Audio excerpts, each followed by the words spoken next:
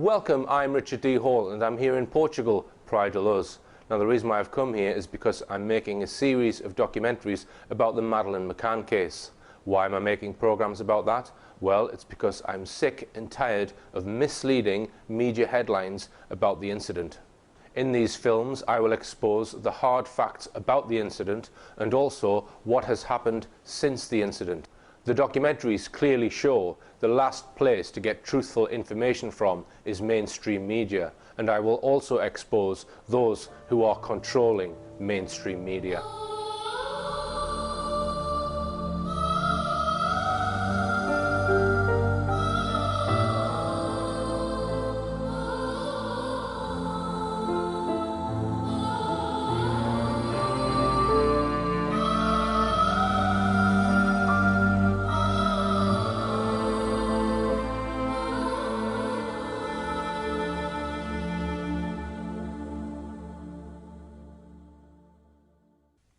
I said we would look at changes in the McCann's initial story.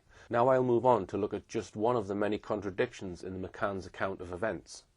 Again, it concerns the first day, the 3rd of May 2007, and it's a hugely significant contradiction because it concerns the last time that Madeleine was seen alive by anyone other than the McCanns.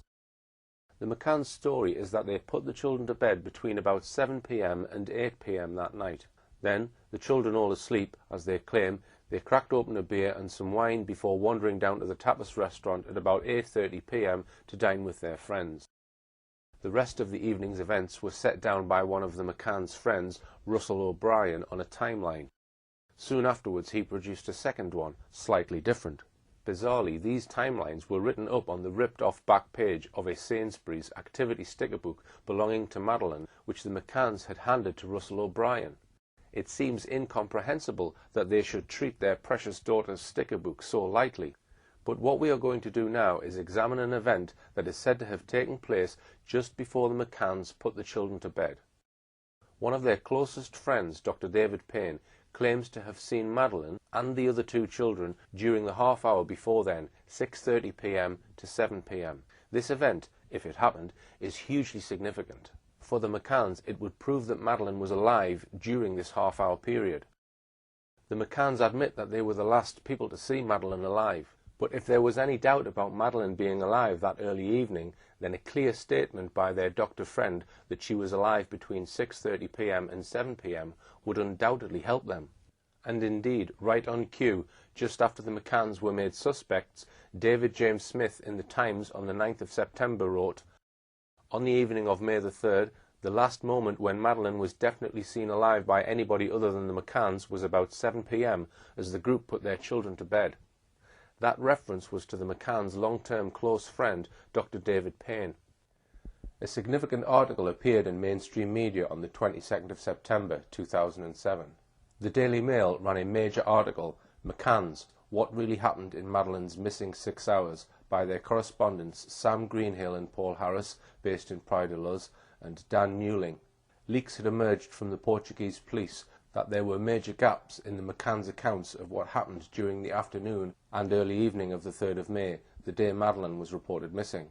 The print media ran stories about the missing 6 hours. The Mail claimed it was the first full account of Kate and Jerry McCann's final day with their daughter, a poignant chronology of a summer day that turned to tragedy and grief. That claim was not true. It was neither a full account nor an accurate account.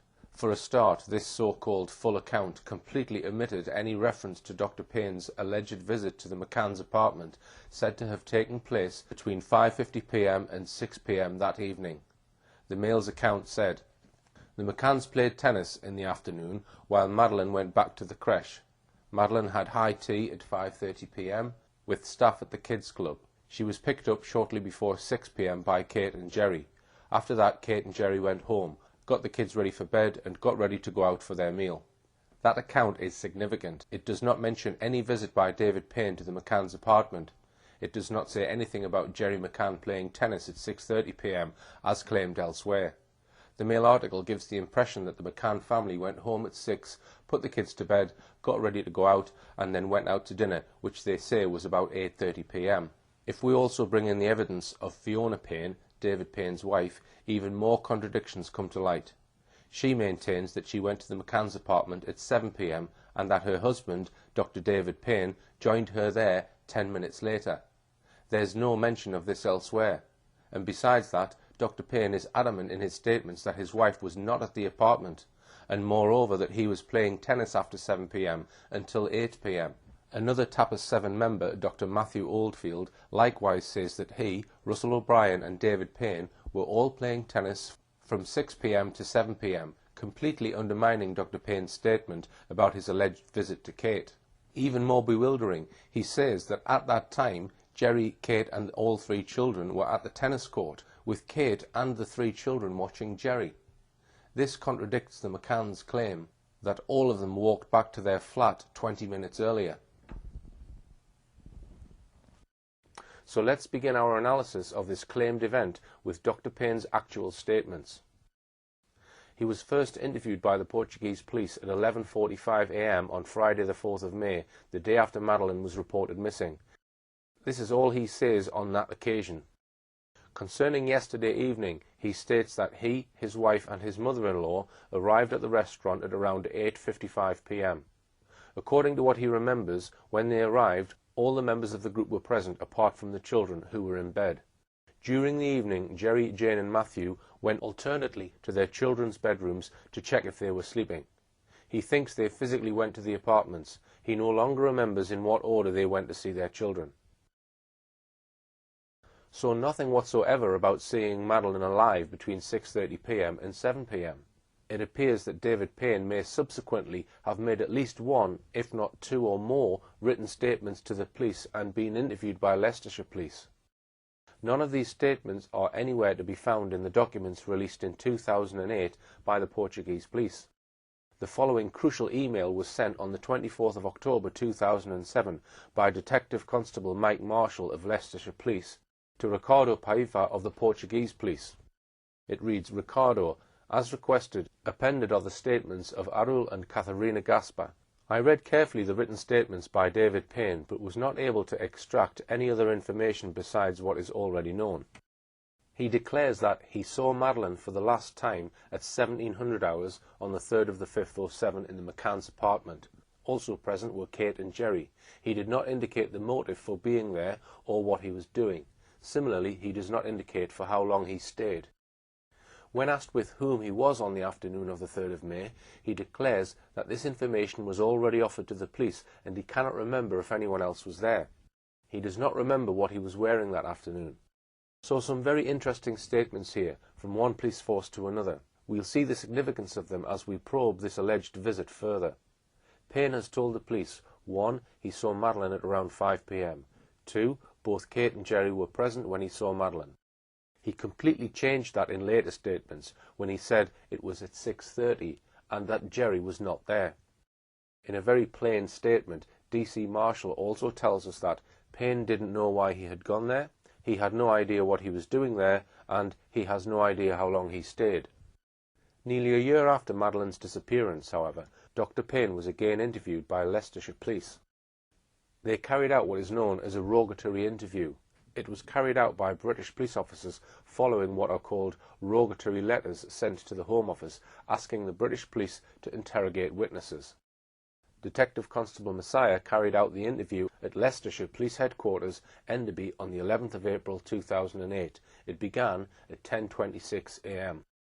It begins with him describing meeting up with some of his friends for what he describes as an evening meal at the Paraiso restaurant. We know from a CCTV recording that this occurred around 5:30 p.m. to 6 p.m. Here is the relevant passage of his statement. It's taken directly from the police transcript of this interview. I was down windsurfing. I must have been windsurfing for a couple of hours. Saw Matt and Russ out on the catamaran, and after we finished there, we met on the beach, played with the girls on the beach, and then we went to the restaurant, which is on the overlooking the beach, and we had the evening meal there. After we had the meal, we got some ice cream, and then we decided that we were going to go out and play tennis. So I left with Russell. We left the girls at the restaurant, and we went up to the back up to the Ocean Club. As I say, I'm not sure what happened to Matt and Russell at that particular moment, But I remember then, I went over to see Jerry at the, tennis courts, just to see, what was happening, and decided that I'd come back to play tennis, and Jerry had asked me just to pop in and check everything was all right with Kate, or, again, I can't remember the exact reason, whether he was just making sure it was all right, that he could stay there and, more time, but, he'd asked me to pop in. So I walked back from the tennis courts back to, Kate and Jerry's apartment, and the time, looking at, we've looked obviously at photographs since then, and the time that we've got, that I was, going to Kate's about 6:30, and I went into their apartment through the patio doors. The three children were all, dressed, in their pajamas. They looked immaculate. They were just like angels. They all looked so happy and well looked after and content. And I said to Kate, it's a bit early for the, for the three of them to go to bed. She said, they've had such a great time. They're really tired, and, so to say, I can't remember exactly what, the night attire, what the children were wearing, but white was the predominant colour. But, just to reinforce, they were just so happy seeing, obviously Jerry wasn't there, but they were just all just so at peace, and, they looked like a family who'd had such a fantastic time. And, then I left there, went and got my stuff, went back to the tennis courts, and then there was me, Matt, Russell, and I think Jerry played for a little while, but he decided that he'd played enough tennis for that day and was going back, and so it left with me, Russell, and Matt, and Dan, who was the, tennis coach for Mark Warner. The statement is extremely hesitant. It does not flow as it would if someone was telling the truth. He gives every appearance of thinking very hard about every statement before he makes it. Whilst many of us routinely use ums and ers as we speak, sometimes to give us a short space for thinking, this short passage is remarkable for including 30 ers and 27 you knows. We also have a number of statements of doubt, I think, not sure, and can't remember. But let's look at the main things he says. These are: 1. He meets Jerry McCann at the tennis courts. 2. Jerry McCann asks him to see Kate. He can't actually remember why. 3. It was about 6:30 p.m. 4. He walked through the patio doors. 5. The three children were all in their pajamas ready for bed. They were mostly white in colour. 6. Kate and the children all looked very happy. 7. He went back to the tennis courts. 8. He played with Jerry for a short while, and then Jerry stopped playing as he'd played enough tennis that day. The police officer then probes him about how he met Jerry at the tennis courts and about Jerry asking him to see Kate. Payne now becomes even more hesitant. And what was Jerry doing? Jerry had been, playing, tennis already. He was having a good game, and I think there was, and there were a couple of the other tennis players who had specifically gone there on the Mark Warner holiday to play tennis, and, Jerry was, getting a lot out of the week from the tennis and made friends with those people, and he was having a good time with them. So, he would basically be playing tennis. Yeah, and at what point did you have the conversation with him? Did he stop the game, or did you speak to him whilst he was playing? I can't remember. In my mind, he stopped playing and, but I can't remember, if I'm perfectly honest. And how long did you stay and watch the game for? All I remember is I was having a brief conversation with Jerry, and then, I went back. I didn't actually stay there for too long because of the time, it was ticking by. But again, these are, as we can see, he cannot remember exactly how this supposed conversation with Jerry McCann actually occurred, nor does he say who was actually playing tennis with Jerry at this time. The police officer presses him about the moment when Jerry is supposed to have asked Payne to go and see Kate. Okay, and it was at what point that Jerry said to you, go, and would you mind checking on Kate?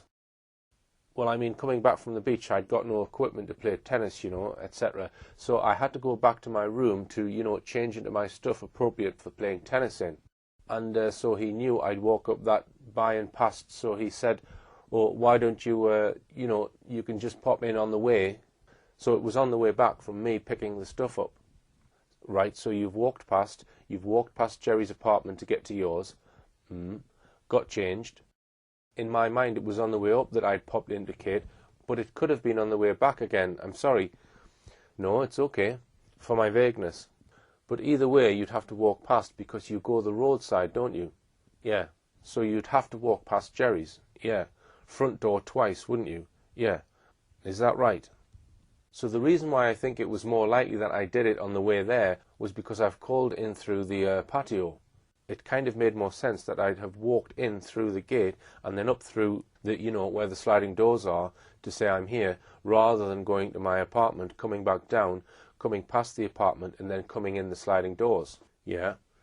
Because what I would have done is I'd have got changed and gone downstairs and then knocked on the front door, because that, that would have made more sense rather than going all the way around. And yeah, of course.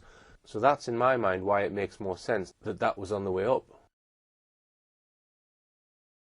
Analysing this, he is extraordinarily vague about the sequence of events, but he ends up saying that after speaking to Jerry, he went up the flight of steps to the McCann's apartment, then walked through the open patio doors to see Kate and the children, then left, walked on past the front door of the McCann's apartment, got changed into his tennis gear, then walked back past the McCann's front door again and back to the tennis court, where Jerry was still playing. Then there is a passage where the police officer asks Payne to remember precisely what happened when he went to the McCann's apartment. This is how the interview goes. I just want to revisit the going and seeing Kate before we move on. Alright, the reason why I've kept it separate is because I want you to just think now. And imagine, remember what you saw. Did you open the door, sliding door, or was it already open? Or I think it was already open. As I say, I walked up there. Kate was, I say, looking very relaxed, and I say a comment to her, and I said, well, crikey, it's early for them to be getting ready, for bed. As I say, she said, no, I've had such a good, such a good day and afternoon, and Jerry's just obviously finishing off playing tennis, and so, hopefully try and get them down. And as I say, we were just, I know it does sound bizarre, but I just looked at the three of them and I couldn't, they were just so well presented and so clean and immaculate. It was, and, they just looked such healthy children. There's, nothing that normally, triggers in my mind like that, but it was just how well that they looked. And try to remember where they were in the apartment. The time that I was there, all of them, all the children and Kate were in the, as soon as you go through the patio doors, they were all in the immediate area, in front of you. That was the area that they generally, when I saw them. No, I didn't go any further into the apartment. It was just a conversation that I walked into the, through the French doors. I went into the lounge, the open plan area, and, just had a brief conversation. Things started off by, as I say, saying about how well they looked, and it's early to get them ready for bed. And then I said, oh, Jerry's just finished over there, we're going over to play a bit of tennis. I probably said, is there any problems with that? And she said, no, fine, carry on. And perhaps a bit more of conversation, but it wasn't many minutes that I was there. But certainly enough time just to see, certainly the apartment, there was nothing that was untoward. That was, the children all looked extremely happy, and there was no, signs of any problems with, Kate, or indeed the relationship that Kate had got with any of the three children. None of the children had been told off. None of the children looked like, they were in trouble for anything. They were still all talking and playing around. So, it was just a very transient, that I'd gone in there. But as I say, it just struck me how well they all looked. Yeah. And content, I suppose, is the other word to use. Did you actually go into the apartment? I did. Or did you do the conversation from the door?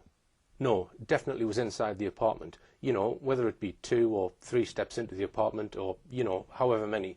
I was definitely in the apartment. Okay, so now what I'm going to ask you to try and recollect what everybody was wearing. I'm afraid that is, I cannot recall at all. You'd think that would be an obvious thing to remember. I cannot remember. From the children point of view predominantly, I can remember the, white, but I couldn't say exactly what they were wearing. But could you remember what Kate was wearing, for example? I can't, no. And did you actually set eyes on each individual child?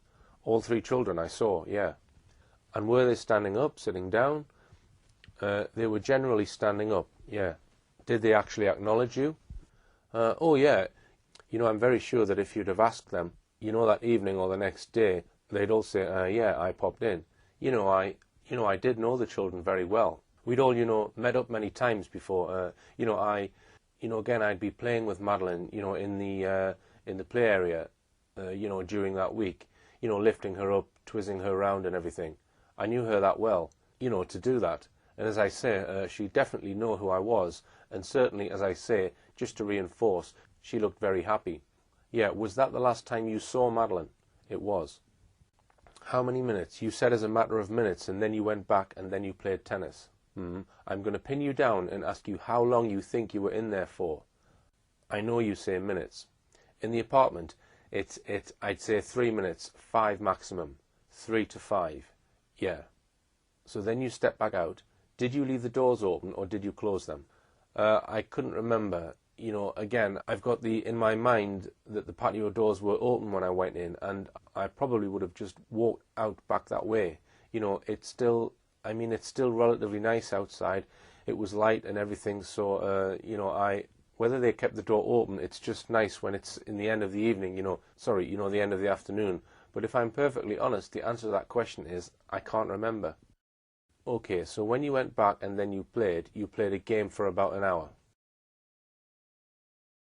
Once again, he gives extraordinarily long, rambling answers to the simplest of questions, such as, where were the children in the apartment, and did they acknowledge you?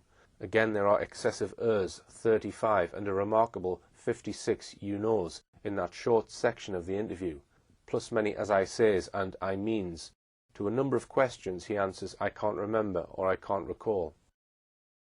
But we're now going to compare Payne's account of this alleged event with what Kate said on the record about it, just to remind ourselves. Payne has made these factual issues pretty clear. He entered via the patio door. It was probably open. He went into the apartment. He saw Kate and the 3 children. He stayed for 3 to 5 minutes. So what is Kate's version of this encounter? When interviewed on the 4th of May, the day after Madeleine's reported disappearance, she says this about the time between 5 p.m. and 8:30 p.m. Around 5 to 5:30 p.m., the children ate at a bar under the watchful eyes of the parents. After the 5 p.m. dinner, they bathed the children, prepared them for the night, and let them play for a while at a playground next to the tennis courts, still and always under parental supervision. At around 8 p.m., the children were put to bed until the following morning, when the described routine started all over again. So at this stage, there is no mention at all of the supposed visit of David Payne to her apartment, but Jerry does refer to it in a statement he made to the Portuguese police on the 10th of May. During the afternoon of that day, the rest of the group, including the children, were at the beach, having returned at 18:30 hours, the time at which he saw David Payne next to the tennis court. David went to visit Kate and the children and returned close to 7 o'clock, trying to convince the deponent to continue to play tennis, which he refused, as he had already been playing for about an hour and had to go back to his wife. Nevertheless, Russell, David and Matthew stayed to play. He doesn't explain why David Payne went to visit Kate. He says David Payne left the tennis court at 6:30 p.m. and returned a full half an hour later. Kate doesn't make another statement to the Portuguese police until the 6th of September. Here is what she said on that occasion. While the children were eating and looking at some books, Kate had a shower which lasted around 5 minutes. After showering at around 6:30 to 6:40, and while she was getting dry, she heard somebody knocking at the balcony door. She wrapped herself in a towel and went to see who was at the balcony door. This door was closed but not locked, as Jerry had left through this door. She saw that it was David Payne because he called out and had opened the door slightly. David's visit was to help her to take the children to the recreation area. When David returned from the beach, he was with Jerry at the tennis courts, and it was Jerry who asked him to help Kate with taking the children to the recreation area, which had been arranged but did not take place. David was at the apartment for around 30 seconds. He didn't even actually enter the flat. He remained at the balcony door. According to her, he then left for the tennis courts where Jerry was. The time was around 6:30 to 6:40 p.m. After David left, Kate dressed and sat with the children, Madeleine on her lap. So let's look at the contradictions between the two accounts. Payne says he walked through the patio door which was open. Kate says that the door was closed, but Payne had opened it slightly. Payne says that he walked in without knocking. Kate says she heard someone knocking at the patio door. Payne says that Kate was dressed. Kate says she had just come out of the shower and only had a towel around her. Payne says he entered the apartment. Kate says he did not. and that he remained at the balcony door. Payne says he was in the apartment for 3 to 5 minutes. Kate says he was not in the apartment but at the apartment, and only for 30 seconds. Payne says he saw all 3 children. Kate doesn't mention this. That's 6 significant differences altogether. Add to that David Payne's obvious hesitancy and evasiveness, and his apparent difficulty in answering a straight question and remembering. Then put into the mix the fact that when questioned on the 4th of May, neither Payne nor Kate McCann mention this alleged visit. A suspicion clearly arises that this visit may never have happened and could have been fabricated in an attempt to prove that Madeleine was alive at 6:30 p.m. that day. But quite apart from the doubts we have already examined, there is one other aspect of this alleged event that we need to analyse, and that's the stated reasons by all concerned about why David Payne is supposed to have visited Kate and the children. Let's begin with the statement that Jerry McCann gave to the police when he was made a suspect. Regarding the episode where he spoke to David on the 3rd of May, he says that he was playing tennis at 18:30 when David appeared near the tennis court and asked him through the fence if he was going to continue playing. The deponent said he didn't know because Kate might be needing help to look after the 3 children, even more so because they intended to bring them to the recreation area after their showers. He thinks that David offered to check if Kate needed help, which he did, and returned minutes later. Concerning his previous statement, where he states that David returned half an hour later at around 7 o'clock, he says that he returned to the tennis courts after half an hour, as this time frame refers to the second time he returned to the tennis court after dressing up for the game.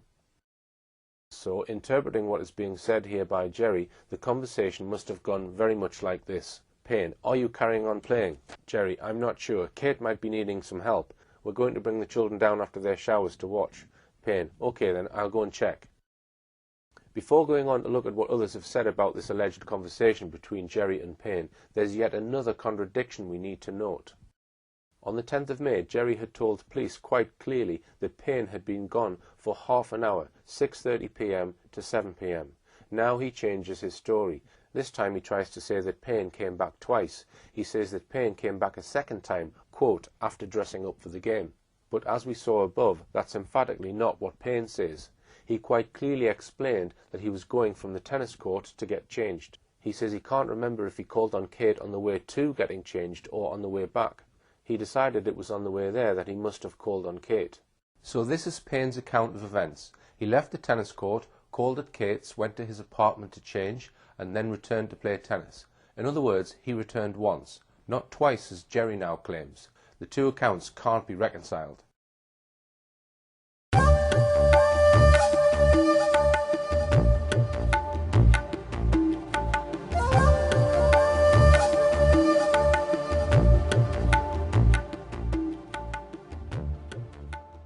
Before we leave this topic, even more contradictions arise when we examine what reasons have been given for Payne visiting Kate. The issue of this alleged visit of Payne to Kate McCann first arose in September 2007, 4 months after Madeleine's disappearance, when sections of the British press began referring to the missing 6 hours, a gap in the afternoon and early evening when it was unclear what the McCanns and their friends were doing.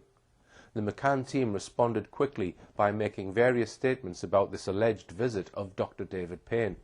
Neither Kate nor Jerry McCann mentioned the alleged Payne visit in their first statements on the 4th of May, but Jerry McCann did in his second police statement on the 10th of May. He simply said that David Payne went to visit Kate at 6:30 p.m, returned at 7 p.m. to the tennis court, and tried to convince Jerry to carry on playing tennis. Jerry says in his initial statement, "I'd been playing for about an hour. I had to go back to my wife." So Jerry tells us nothing about the purpose of this visit, just that Payne went to visit Kate. Kate McCann was interviewed by the Portuguese police on the 6th of September. This was the interview just before the later one, where she was shown videos of the cadaver dogs alerting. At that interview, she exercised her right to remain silent, but on the 6th of September 2007, she answered questions, and this is what she told the Portuguese police. "While the children were eating and looking at some books, I had a shower which lasted around 5 minutes. After showering at around 6:30 to 6:40 p.m, and while she was getting dry, she heard somebody knocking at the balcony door. She wrapped herself in a towel and went to see who was at the balcony door.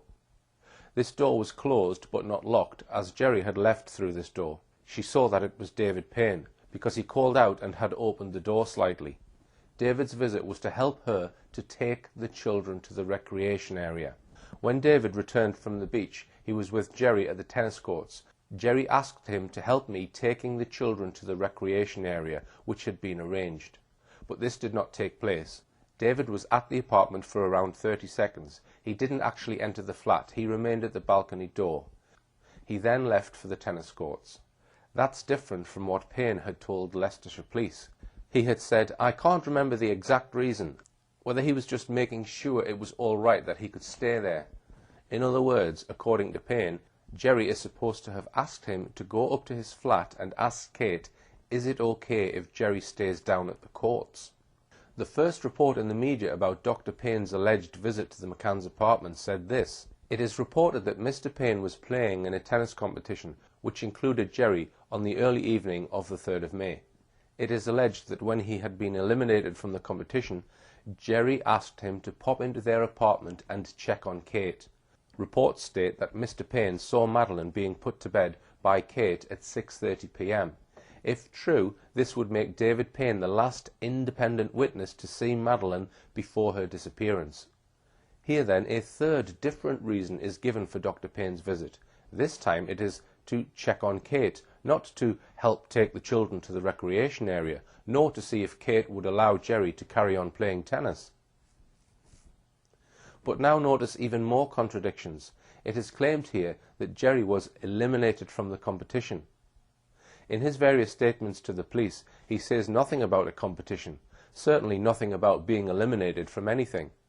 On the 16th of December 2007, David James Smith wrote a pompous article about the McCann case, boasting of how he had got the inside story on what really happened to Madeleine from Jerry McCann himself. He wrote, "Jerry had knocked up at the start of the 4:30 p.m. tennis drill session, but had decided not to exacerbate an injury to his Achilles tendon, so had dropped out and waited around by the courts." What do we believe? That at 4:30 p.m. he was too injured to play tennis, or that at 6:30 p.m., 2 hours later, he was merrily playing away in a tennis competition? Quite probably neither statement is true. Now let's look at another point about this particular statement in the mainstream media. Reports state that Dr. Payne saw Madeleine being put to bed. Saw her being put to bed. Dr. Payne doesn't say that. Kate McCann doesn't say that. Yet there it is in black and white in the mainstream print media. Who put it there? Was it once again the man who claimed he once controlled what comes out in the media, Clarence Mitchell? In her statement to the Portuguese police on the 6th of September, Kate McCann had also said that Jerry and Kate both arrived back at the flat at 5:40 p.m. They both bathed the children because they were tired and needed to go to bed. Jerry went down to play tennis at 6 p.m. They decided the children were too tired to go down to the recreation area. So if that were true, then clearly any claims that Dr. Payne went up to the flat to see if Kate and the children were coming down were utter nonsense. False, in fact. We saw earlier how on the 10th of May, Jerry McCann had referred to a visit by Dr. Payne to see Kate between 6:30 p.m. and 7 p.m., apparently half an hour long. He had claimed in that statement that on returning from his wife, Payne had asked him to carry on playing tennis, but he had refused. But when interviewed by the police again on the 7th of September, Jerry McCann gave an altogether different reason for Payne's alleged visit. He now told police, "I was playing tennis at 6:30 p.m. when David appeared near the tennis court and asked me through the net if I was going to continue playing. I said I didn't know because Kate might be needing help to look after the 3 children. Even more so because we intended to bring them to the recreation area after their showers." He thinks that David offered to check if Kate needed help, which he did, and returned minutes later. He goes on to explain to the police why he first of all said that Payne was away seeing his wife for 30 minutes, but now was saying that the visit only lasted a few minutes. As we saw just now, he gets out of this by telling the police that David Payne returned twice, and the first time without his tennis gear, the second time with his tennis gear on. So if Dr. Payne really did visit Kate McCann around 6:30 p.m. on the night Madeleine disappeared, for which of the following reasons was it? All these have at various times been given by various witnesses. A. Just for a visit. B. To bring her and the children down to the recreation area. C. To check on Kate to see if she was all right. D. Kate might be needing help to look after the children. E. To see if it was okay for Jerry to carry on playing tennis. Or F. Because Dr. Payne offered to go. So let's now round up our review of this alleged visit of Dr. Payne and his claim of seeing all three children.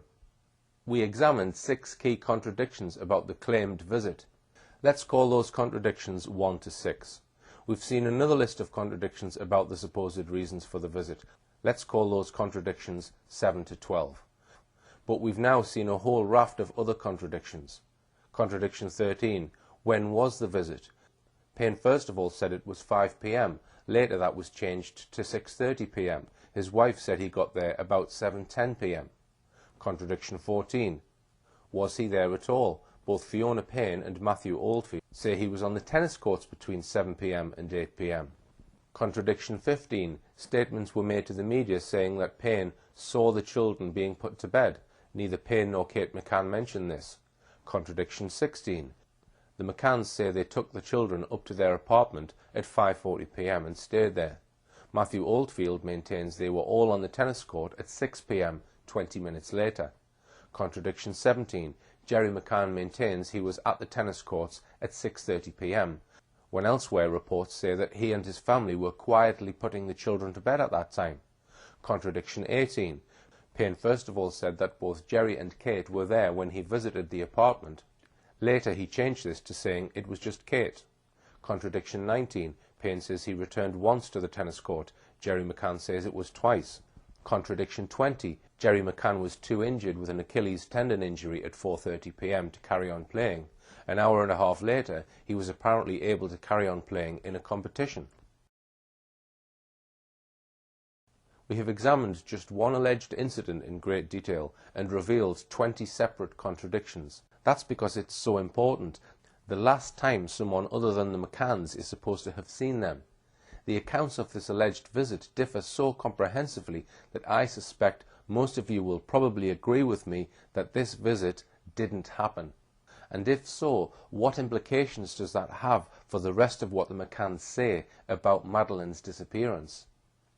If we had the time, we could have exposed so many other changes of story and contradictions in depth. Here's a whole lot more that we could have gone into in the same way. Different accounts of whether both parents were with Madeleine at tea time on the 3rd of May.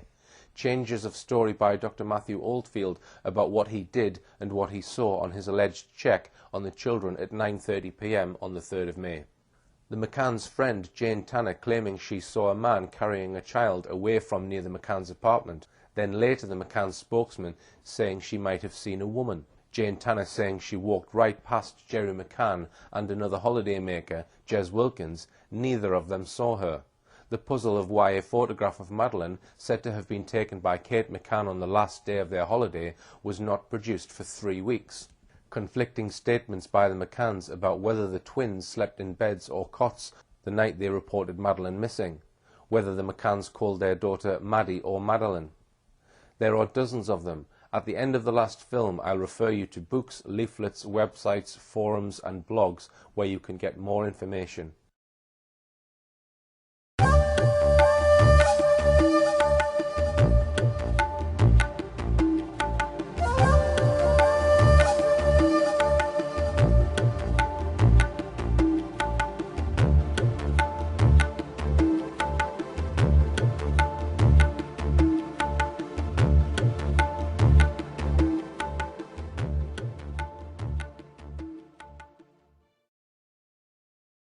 Before leaving the subject of David Payne's alleged visit to Kate McCann at 6:30 p.m. on the evening Madeleine was reported missing, we need to mention another issue which once again the mainstream media have avoided, despite the fact it is clearly part of the evidence in this case.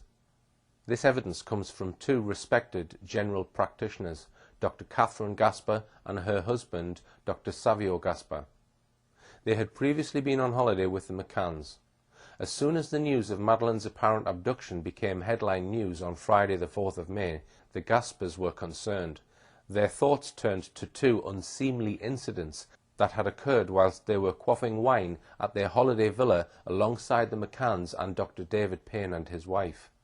Let's go straight to their witness evidence and see what they told Leicestershire Police on the 16th of May 2007, just 13 days after Madeleine McCann had been reported missing. My husband Savio and I are general practitioners. My husband knows Kate as they both attended Dundee University between 1987 and 1992. We got to be close friends of Jerry and Kate. In 2002 or 2003, Savio and I spent a weekend with Jerry and Kate in Devon.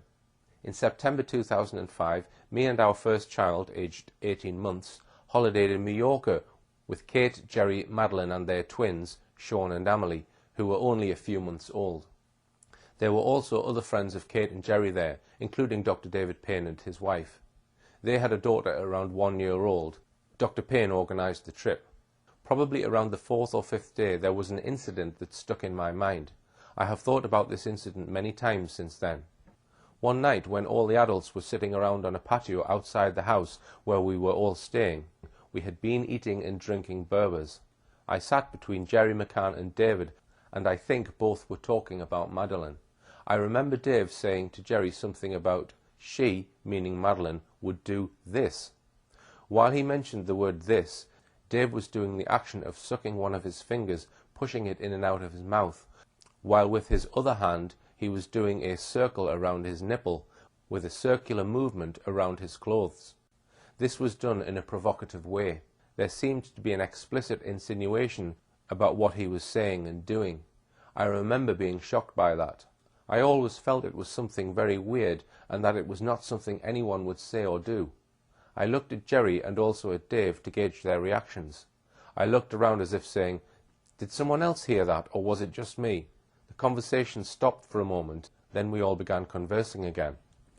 Moreover, I remember Dave doing the same thing on another occasion. Again, it was during a conversation in which he was talking about an imaginary scenario, although I'm not sure. He again stuck one of his fingers in and out of his mouth, and with the other hand he once again drew a circle around his nipple in a provocative and sexual way.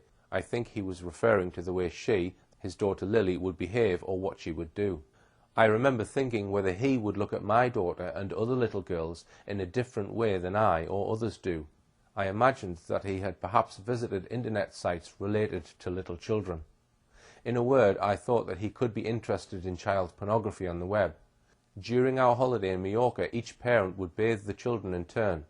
I was keen to stay near the bathroom if Dave was bathing the children, and told Savio to be careful and to be close by if Dave was helping to bathe the children, and my daughter in particular. During our stay in Mallorca, Dave and his wife Fiona and their daughter Lily used to take Madeleine with them for the day in order that Kate and Jerry could rest a bit and have time just for the twins. The first time I heard the terrible news regarding Madeleine on the radio, my thoughts raced immediately to Dave. I asked Savio if Dave was also on holiday with the McCanns in Portugal. He didn't know. I watched TV to catch the coverage and eventually discovered that Dave was there with the McCanns. As soon as she realised that Dr. Payne had been in Portugal with the McCanns, she and her husband contacted Leicestershire Police. On the 16th of May they gave this important statement to Detective Constable Brewer of Leicestershire Police. And then we come on to one of the most extraordinary aspects of this case. This statement was suppressed by Leicestershire Police for 5 months. This vital piece of evidence was not sent to Portugal Police until mid-October. It was only sent to them a few days after the Portuguese police had removed Gonçalo Amaral from the investigation into Madeleine's disappearance. I'm sure I'm not alone in wondering why senior police officers in Leicestershire would suppress a report that contained the credible evidence from 2 respected doctors that someone who was with the McCanns in Portugal appeared to have an interest in child sexual abuse.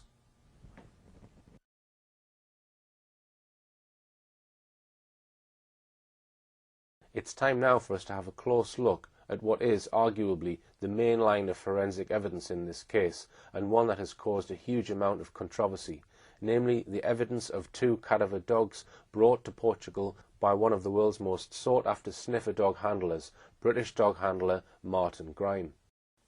In early August 2007 he brought his 2 dogs to Portugal. One of them, Eddie, was trained to alert to the odour of human corpses, and the other, Keeler to blood.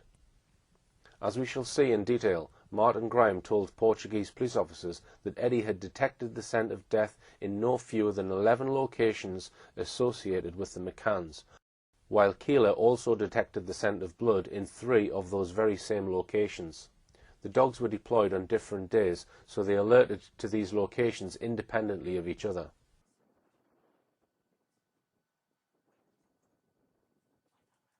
What I've first noticed is that as soon as I came in, that the dog's very excited, and as a handler I can pick up his body language, etc. And it would appear to me that as soon as he's come in the house, he's picked up a scent that he recognises.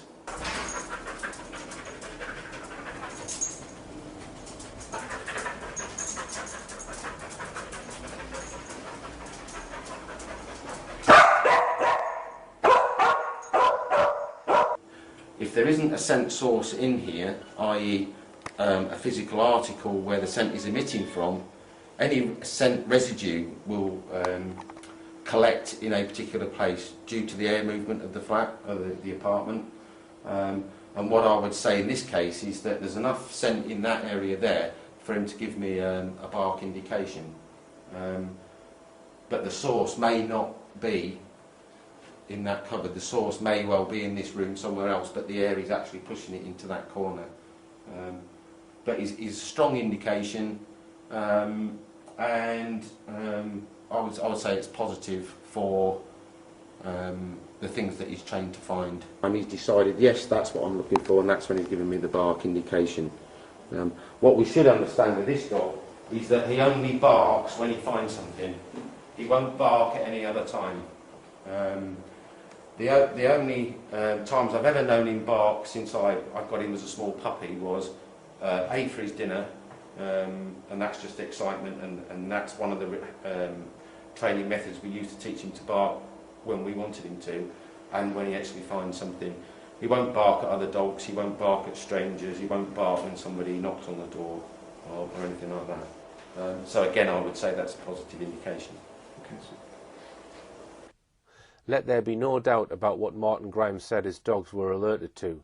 He said, in effect, that his dogs were alerting to the past presence of a human corpse in those 11 locations. As we shall see in a moment, no other corpses had been present in those 11 locations. Therefore, if a corpse really had been in contact with those 11 locations, it could only have been that of Madeleine McCann. But it's necessary also to point out that in his report, Martin Grime acknowledged that the evidence of his dogs alone was not sufficient to prove that a corpse had been in those locations. He said that there would need to be corroboration, in the form, for example, of forensic evidence or the kind of circumstantial evidence we discussed earlier. He pointed out correctly that, quote, "Whereas there may be no retrievable evidence for court purposes, these alerts may well assist intelligence gathering in major crime investigations. The dog's alerts alone, then, could not convict anyone of either killing Madeleine or hiding her body. There would need to be other evidence." And a little bit later, we'll have a detailed look at how the McCanns themselves explained the alerts of Martin Grime's 2 dogs. So first of all, who sent the dogs to Portugal? It was actually a combined operation by the Portuguese and British police. By July, 2 months into the investigations into Madeleine's disappearance, the team of detectives, led by Dr. Gonçalo Amaral, had clearly formed the view that the McCanns and their friends were not telling the truth, and were hiding something. They and top British police actively worked on the theory that Madeleine had in fact died in the McCanns' holiday apartment, and that the McCanns, perhaps with the help of others, had hidden or disposed of her body. One top British police officer whose opinion was sought was Lee Rainbow, who was then Britain's top criminal profiler, employed by the National Police Intelligence Service. He in turn consulted Mark Harrison, who recommended that Martin Grime and his dogs be brought in to search for evidence of past presence of a corpse and of blood in the holiday apartment rented by the McCanns, in the hired car they were using, and on their clothes, and on other personal items. And so Martin Grime was appointed. What were Martin Grime's qualifications and experience for this task, which could determine the outcome of this whole investigation? By the time Grime was assigned to this task in July 2007, He claimed that in over 200 trials, Eddie had never been wrong. If he gave an alert in every single case, a corpse had been in that very location. Eddie's track record included some impressive results. Since 2007, Martin Grime has been involved in several more successful investigations. An outstanding example was a case in the USA. The cadaver dog evidence provided by Martin Grime's sniffer dog showed that a suspect had carried a body in his car. Martin Grime has taken his sniffer dogs to help in investigations in several countries, and his expertise was so valued by the FBI that he has now set up a business in the United States, largely funded by his work for the FBI. His credentials are therefore impeccable. Only twice has his expertise been questioned, once in the McCann case. The other occasion was when he took his cadaver dogs to the notorious Haute de la Garenne children's home in Jersey, where children were abused for decades, and there were credible reports that some children had been killed by their abusers. It was a place the late Sir Jimmy Savile visited more than once. Eddie alerted to the scent of a corpse in the Haute de la Garenne home. He was videoed at the home. Bones were found, and one bone in particular was thought to have been that of a child's skull. When it was tested in forensic laboratories, it was shown to have been made up with 1.6% collagen, this proving it was a human or animal skull.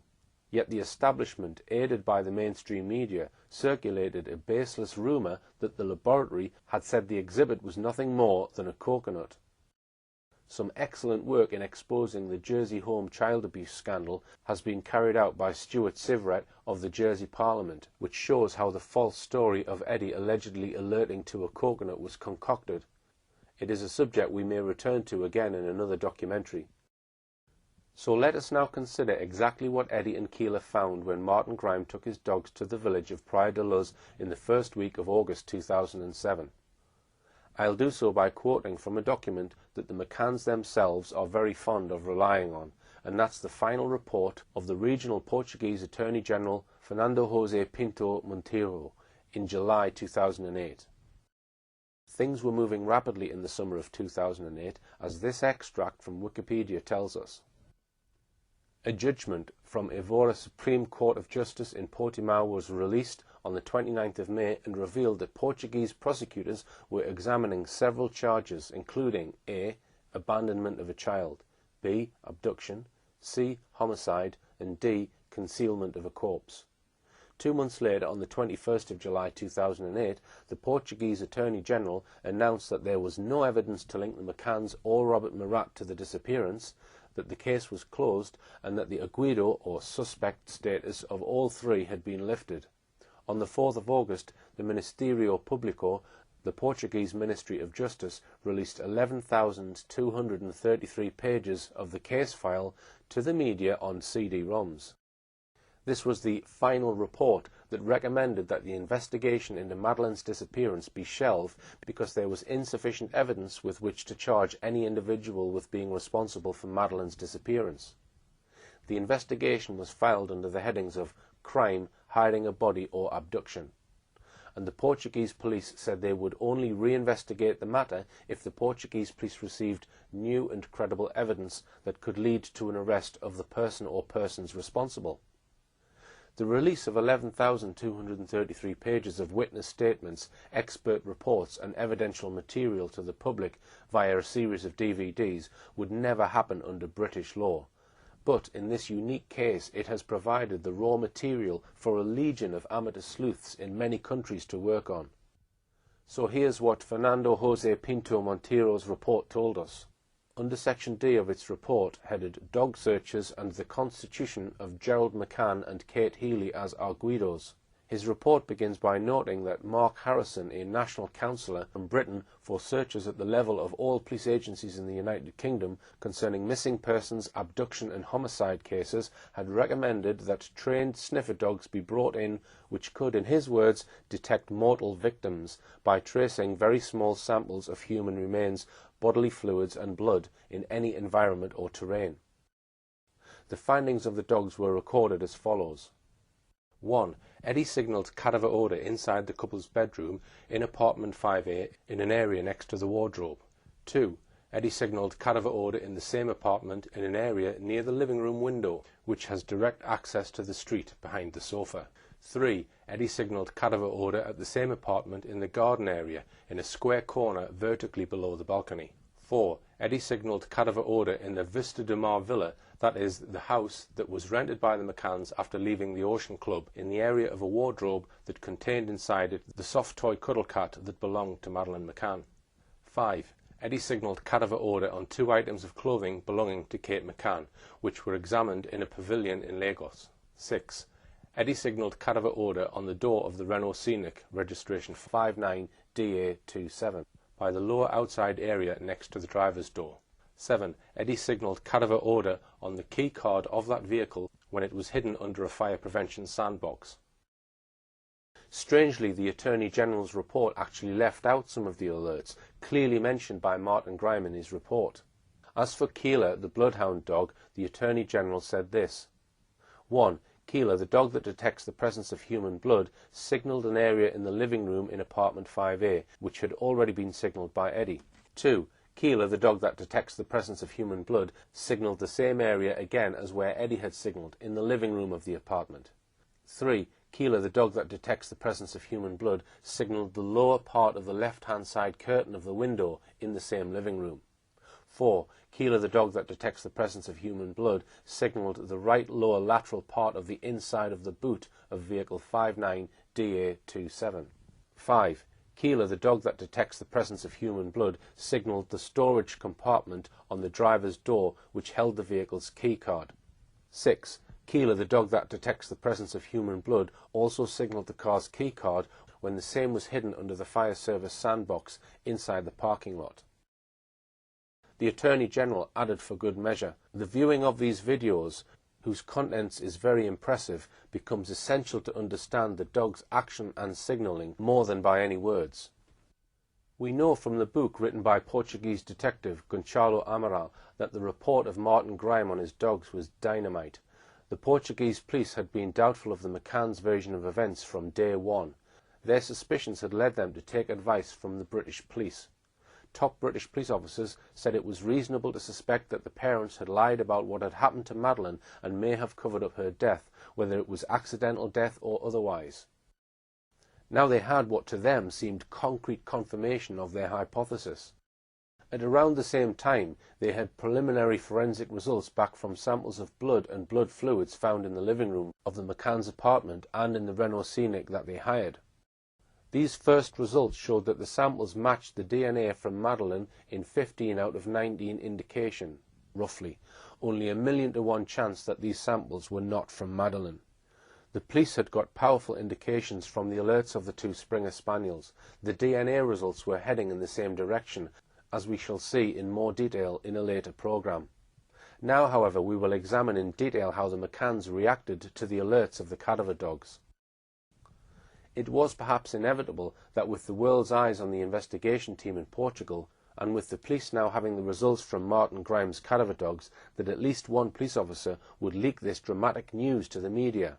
And so it came to pass. It was Monday the 6th of August, barely 3 months after Madeleine had been reported missing, that a Portuguese newspaper, Jornal de Noticias, dramatically reported that British sniffer dogs had found traces of blood on a wall in the apartment where Madeleine went missing, below the window of the living room near the floor. The McCanns began to react 2 days later. A person described as a friend of the McCanns, Rachel Oldfield, one of the so-called Tappers 7, was reported as saying she was disgusted at what appeared to be a deliberate smear campaign against them.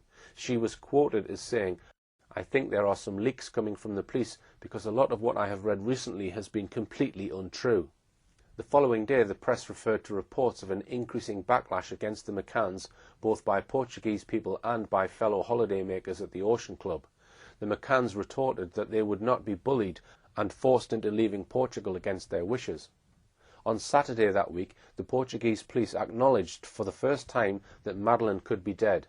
Chief Inspector of Police Olegário Sousa told the police that new evidence had intensified fears that Madeleine might be dead, but made a point of saying that the parents were not under suspicion.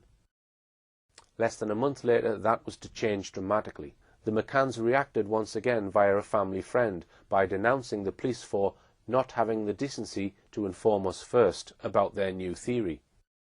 Portuguese press reports suggested that the Madeleine McCann investigation had now entered a decisive phase. They were not wrong. 2 days later, the McCanns did a round of interviews with Spain's 3 top-selling newspapers, claiming that there was a very real possibility that Madeleine was still alive. No doubt that took a little bit of organising by their media relations expert, Clarence Mitchell. The leaks continued, suggesting that evidence from the cadaver dog's alerts and DNA test results proved that Madeleine McCann must have died in the McCann's apartment. On the 24th of August, the McCanns were forced to react again, this time attacking preposterous speculation about Madeleine's fate. Jerry McCann says he is disappointed that so much information has been made public despite Portugal's strict judicial secrecy laws. A week later, on Friday the 31st of August, the McCanns announced they were going to sue a Portuguese newspaper, Tal and Qual, which reported, correctly as it happens, that the police believed the McCanns were responsible for their daughter's death. Months later, the magazine folded. The McCanns never sued them. Events soon overtook them. Another week later, on Friday the 7th of September, the McCanns were taken in for questioning by the Portuguese police. They attended voluntarily. They were not arrested, but they were interviewed under police caution. So let's now go to Kate McCann's account of her interview by Portuguese police, where she is shown a lengthy video of the cadaver dog Eddie alerting to the scent of a corpse in the McCann's holiday apartment. On page 248 of her book, Kate McCann writes, "Carlos, my solicitor, had advised me not to answer any questions put to me. He explained to me that this was my right as an arguida, suspect, and it was the safest option. Any responses I gave might unintentionally implicate me in some way." On page 249, "If I'm honest, I'd been quite nervous about seeing the video of the dogs. I had no idea what to expect, although I was quite sure something couldn't be quite right about the results they had apparently produced. We knew from Bob Small, a Leicestershire police officer, that the responses of specialist dogs were intelligence, not evidence, but in my head I'd built up these film clips into the most damning evidence imaginable." Now Ricardo was giving me his spiel about the dogs. "These dogs have a 100% success rate," he said, waving an A4 document in front of me. 200 cases and they've never failed. We have gone to the best laboratory in the world using low-copy DNA techniques." I just stared at him, unable to hide my contempt. What did he know about low-copy DNA? These dogs had never been used in Portugal before. He knew little more about them than I did. Then Kate McCann describes the video she watched. "The dogs went into our apartment, ran around the apartment, jumping over beds, into the wardrobe, and generally having a good sniff." She then describes this significant moment. At one point, the handler directed the dogs to a spot behind the couch in the sitting room close to the curtains. He called the dogs over to him to investigate this particular site. The dogs ultimately alerted. I felt myself starting to relax a little. This was not what I would call an exact science. At this point, we can begin to see how Kate McCann is trying to minimize the impact of Martin Grimes' report. Here, in a spot between the curtains, behind the sofa below the window, Eddie, the cadaver dog, alerted most excitedly. His nose was certain. There had been a corpse there. Later, Keeler the bloodhound located body fluids at precisely the same spot. Contrary to the impression given by Kate McCann in the above passage, the dogs were not together on the same day. They went on different days, so as to get 2 separate sets of indications from the 2 dogs. Kate McCann continues on page 250. To pour scorn on the dogs' alerts in the underground car park, where the McCann's car and 9 others were parked, she noted that her car had posters of Madeleine on it. And so the handler, Martin Grime, she says, would have noticed that. In one passage she writes, "The handler stopped next to our Renault and called the dog. It obeyed, returning to him, but then ran off. Staying by the car, PC Grime instructed the dog to come back several times and directed it to certain parts of the vehicle before it eventually supplied an alert by barking." Did you notice that word "eventually" again? It implies that the dogs only alert anywhere after the dog handler has directed them to spot where he wants them to alert. Continuing down page 250, Kate McCann describes how the Portuguese detective Ricardo Paiva shows her video excerpts of the dog's alerts and then adds that in certain places blood had been found which matched Madeleine's. Kate says, "I said I couldn't explain it, but neither could he." She continues, "I remember feeling such disdain for Ricardo at this point. What was he doing? I thought, just following orders. Under my breath I found myself whispering, 'Fucking tosser, fucking tosser.' This quiet chant somehow kept me strong, kept me in control. This man did not deserve my respect, fucking tosser."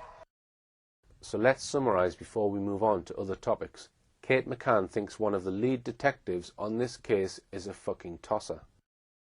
Jerry McCann ignores the wealth of evidence that sniffer dogs are used reliably not only for blood and the scent of corpses, but also for drugs, explosives, and even certain medical conditions.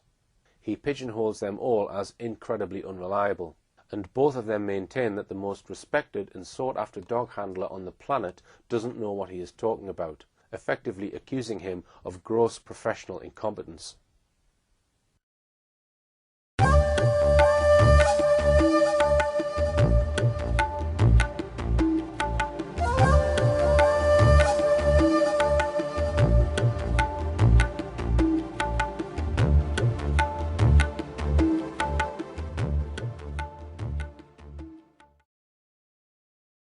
Now we'll have a detailed look at how the McCanns dealt with this explosive evidence, yet another aspect of the case that mainstream media won't touch with a barge pole.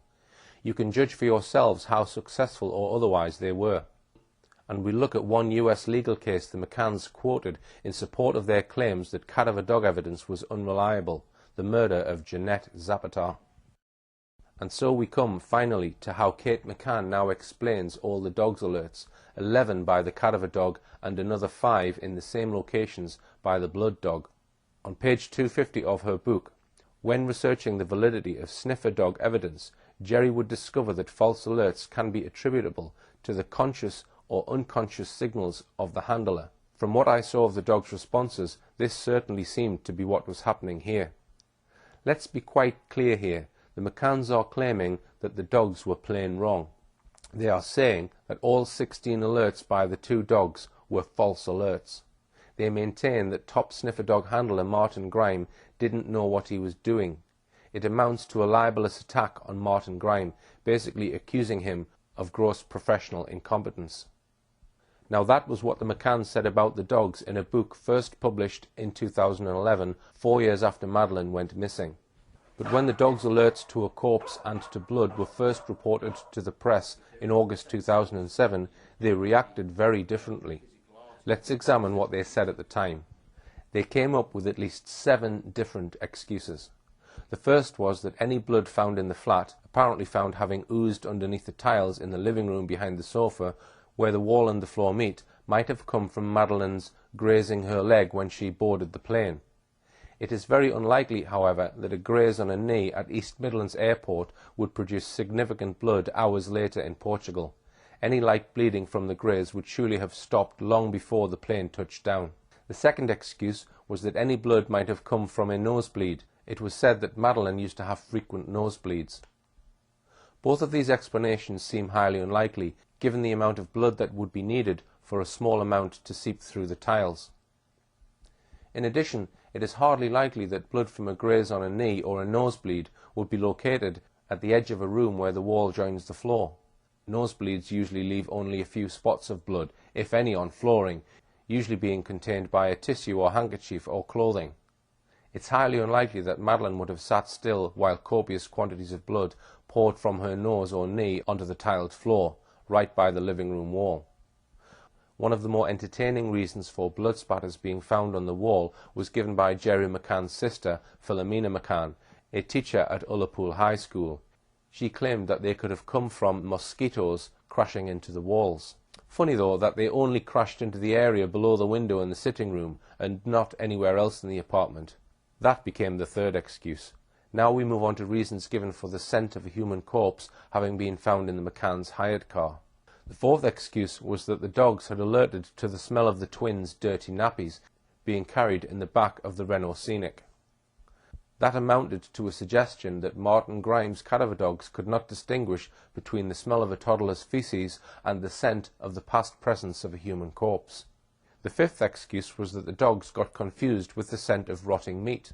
But these excuses failed to explain that as well as Eddie the cadaver dog alerting to the smell of death, Keeler the blood dog had also alerted to the presence of blood and other body fluids.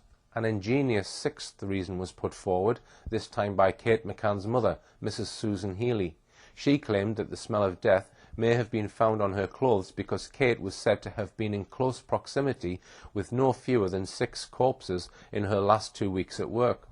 So far as this excuse is concerned, the claim that she visited any corpses during the last 2 weeks at work, never mind 6, has never been confirmed.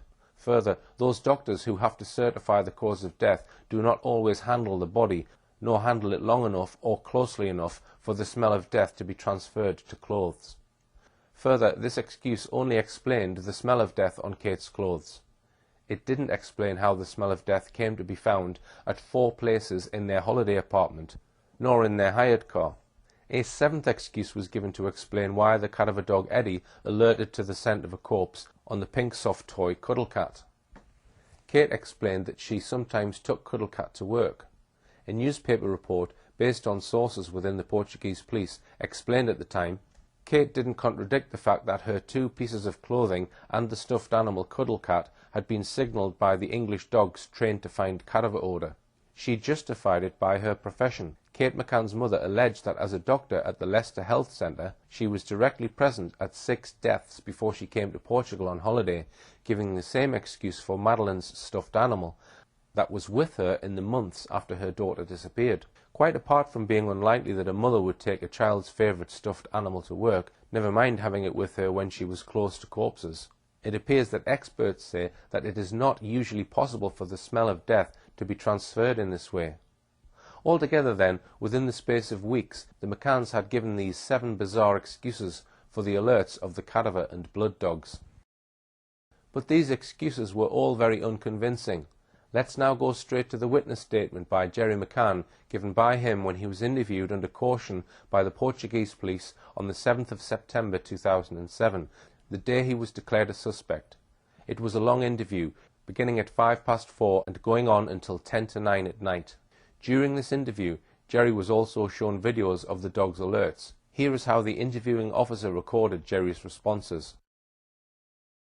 After viewing the films, and after the signalling of cadaver odour in their room, next to the wardrobe and behind the sofa against the window in the living room, he says that he has no comments, neither has he any explanation for this fact. The dog that detects human blood signalled human blood behind the sofa mentioned above. He says that he cannot explain this fact. Regarding the cadaver odour in the car that was rented at the end of May, he says he cannot explain more than he already has. Regarding the presence of human blood in the boot of the same vehicle, he says he has no explanation for this fact. When confronted with the fact that Madeleine's DNA was collected from behind the sofa and in the boot of the vehicle and analysed by a British laboratory, he says he cannot explain. When asked if on any occasion Madeleine was injured, he says that he has no comments. In the aftermath of the shock of Kate and Jerry being made suspects, the McCanns and their ever-growing team of PR advisors and lawyers immediately began to pour scorn on the evidence of the cadaver dog and the bloodhound. They quickly cited, for example, an Irish court case where the judge would not accept the cadaver dog evidence alone because it was not corroborated. They claimed there were Irish and American lawyers who had been able to cast doubt on cadaver dog evidence, pointing to a US study which allegedly showed that cadaver dogs could be fallible. One case in particular was trumpeted by Jerry and promoted in the British press, that of the arrest of an American, Eugene Zapatar, for the murder of his wife, Jeanette Zapatar. Jeanette Zapatar was still missing, but a cadaver dog had alerted to the scent of a corpse in locations at their house and at a storage container associated with Eugene Zapatar's business. On the 17th of September 2007, just 10 days after the claimants had been pulled in for questioning by the Portuguese police, the Times published an article titled, "Kate and Jerry McCann Send to US for Help Against Evidence of Sniffer Dogs." The article told us, the parents of Madeleine McCann have contacted the lawyers of a man charged with murder who successfully challenged sniffer dog evidence. His lawyers claimed it was unreliable and persuaded a judge in the US to throw out Prosecution claims that the dogs had detected the smell of a corpse. Jerry and Kate McCann hoped that the case could help them to prove their own innocence. Portuguese police believe that the couple may have killed their child accidentally and then disposed of the body using a car they hired 25 days later. Although the McCanns do not know the full details of the Portuguese prosecutor's case against them, they are concerned that it may rest on the dog's reaction.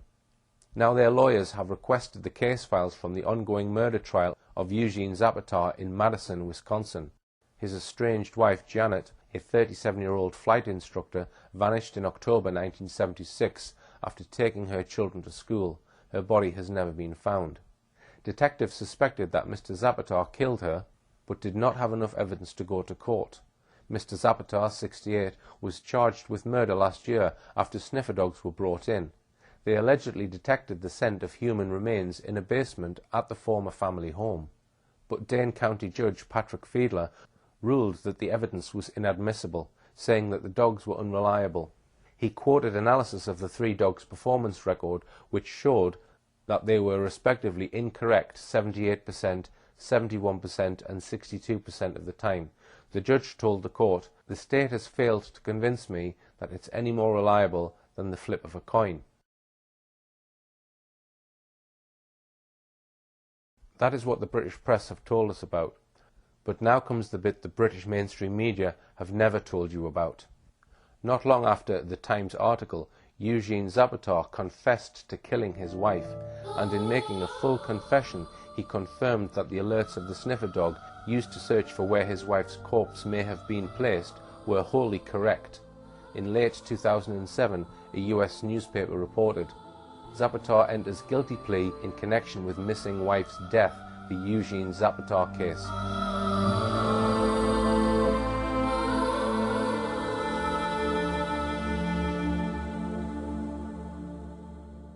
During the past 2 decades, the ability of sniffer dogs to reliably detect an increasing number of substances has expanded greatly.